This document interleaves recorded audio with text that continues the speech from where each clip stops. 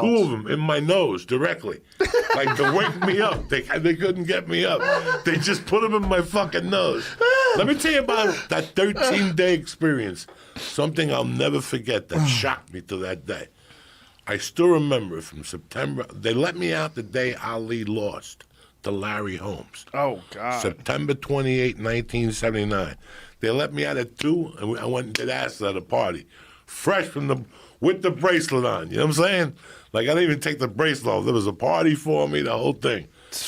We were fucked up. But one thing I remember about that experience was the 3rd night I was there, how scared I was. And the guy next to me was an old man. And I go, hey, what's your name? And he's like, Italian. He's like, Sal. And I go, Sal, what's going on with you? He goes, well, I had a stroke.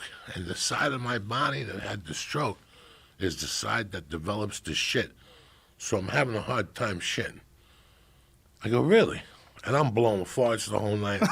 It's a 2-man bed. He's in there dying.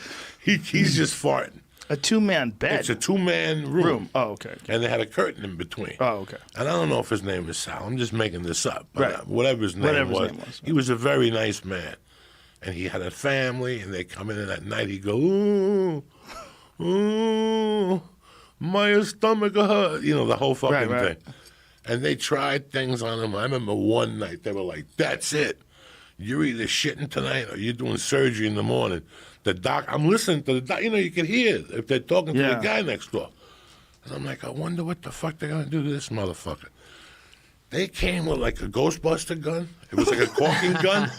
And they had a tube in it, and they put it in his asshole. I'll never forget this, having my little black and white TV and just sitting there watching TV and hearing like, ugh. And all of a sudden, they started squirting water in his ass like an enema with a hose. Jesus and they didn't have PPE on. The shit started coming out.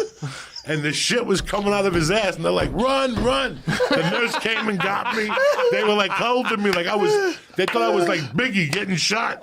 They were smothering me. There was shit coming out of his ass. Like, remember the Beverly Hillbillies? How the oil would come out of the floor? I will never forget that. That they did everything they could because I knew they think that were, like I was going to call like whoever then, DACA, whoever. Who do you call when they're not cleaning up? I don't know. There's somebody you call like they make code. Who are the people who make code? Like whoever make code? I don't know. They had to like fucking rub my shoulders. EPA. EPA? Environmental Protection Agency? Yeah, whatever the fuck. EPA. They knew that they didn't come in with the right protection. Okay. They just came in like, let's see if this works. But when they stuck it in his ass blew up. They didn't know it was going to work. They were like, well, maybe it's not going to work. So, you know, they came in very nice. They came in normal. Yeah. And when they shot the coking gun with the water up his ass, shit started coming everywhere. It was like a volcano. I'm not kidding you. And you could see it. The curtain was up. They opened the curtain. Oh, my God, I could smell it. It was like a sewer. And he's like, oh! And I'm like, what the fuck is going on? And they were shooting him with water up his ass, like with a hose. Oh, and they're like, call the nurses. Get towels, get towels. And they threw towels down. And that night I had my own room. I'm in there fucking by myself. They're like, Mr. Diaz, we're sorry about that. I'm like, don't worry about nothing. I won't say nothing. They gave you your own room. They gave me a single room.